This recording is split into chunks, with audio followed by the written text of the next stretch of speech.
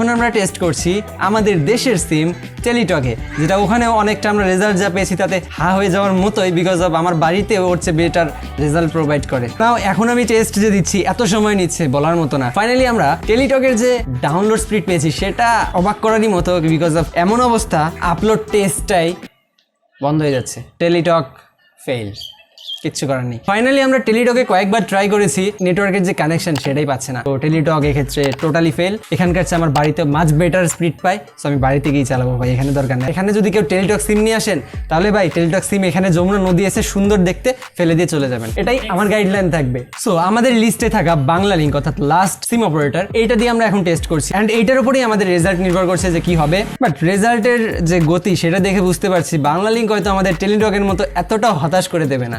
বাংলা লিঙ্কে আমরা যে ডাউনলোড স্পিড পেয়েছি সেটা হচ্ছে অলমোস্ট 7.12 Mbps এবং আপলোড স্পিড যেটা সেটা হচ্ছে 5.31 Mbps।